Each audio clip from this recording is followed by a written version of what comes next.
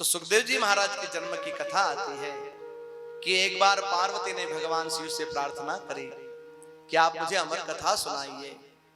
और अमर कथा और कोई कथा नहीं है साहब, भागवत की कथा ही अमर कथा है। भगवान शिव ने कहा जरा बाहर जाकर के देखो, कुछ सुनने वाला तो नहीं है।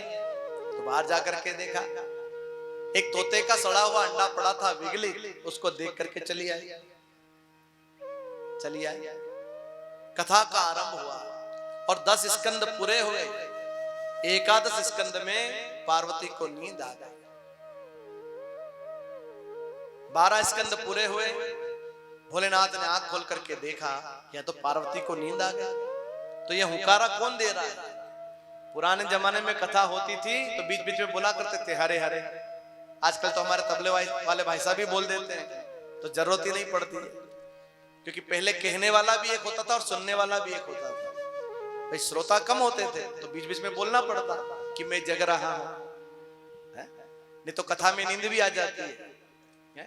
कई लोग तो इसीलिए कथा में नहीं आते कि हूं कथा में जो तुम्हारे तो नींद आए, घरे नींद नहीं आए, कथा में नींद आ जाती, क्योंकि निद्रा देवी कथा में आती है। तो कई बार तो लोग पूछते हैं महाराज कथा में नींद क्यों आती है? घर पर तो नींद नहीं आती, काम करते हो तो नींद नहीं आती है। संसार कांटों की सेज है और कांटों पर कभी नींद नहीं आती साहब। कथा फूलों की सेज है इसलिए आ जाती है, कथा में आई जाती है, घर पर नींद नहीं आई। एक बार कथा चल रही थी, एक वृद्ध बा साहब कथा में आते और आकर के सो जाते, उनके साथ उनका पोता भी आता।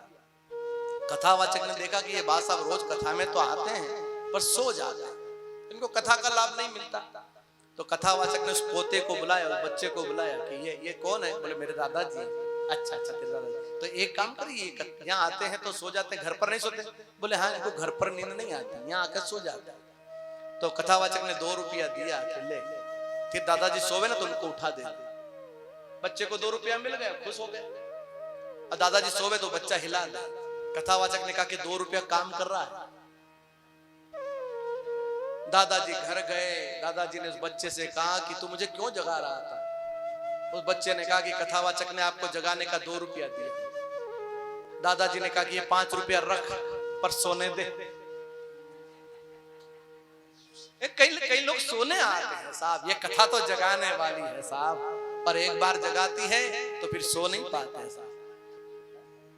सोता वही है जो जागृत नहीं होता।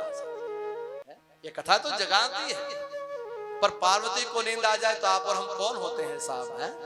इसलिए सावधान रहना पड़ता है कि कहीं नींद ना आ जाए, कहीं निद्रा देवी विक्षेप ना करे, इसलिए सावधान। तो देखा कि फिर हुंकारा कौन दे रहा है? तो बाहर जाकर के देखा, तोते का सड़ा हुआ अंडा था, बिगली, उसमें प्राण आ गया। तो मारने दौड़े, वो जीव भागा। व्यास जी की पत्नी चतुर्थ दिन का स्नान करके बाल सुखा रही थी, बगासी आई तो जीव ने उदर में प्रवेश कर लिया। व्यास जी ने भगवान भोलेनाथ से प्रार्थना करी, भगवान शिव ने अपना अंश गर्भ में डाला, इसलिए सुखदेव जी शिव अवतार कहलाए। 12 वर्ष तक माता के गर्भ में रहे, जन्म नहीं लेते। व्यास जी ने कहा बेटा जन्म लो। तो सुखदेव जी ने गर्भ में से कहा कि मैं जन्म लूंगा तो भगवान की माया सताएगी। तो व्यास जी ने कहा मेरी गारंटी है भगवान की माया नहीं सताएगी। बोले नहीं, भगवान आकर के कहे तब जन्म लूं। तब भगवान विष्णु ने आकर के कहा मेरी माया तुमको नहीं सताएगी। और उसी समय सुखदेव जी ने जन्म लिया और जन्म लेते ही घर छोड़ दिया।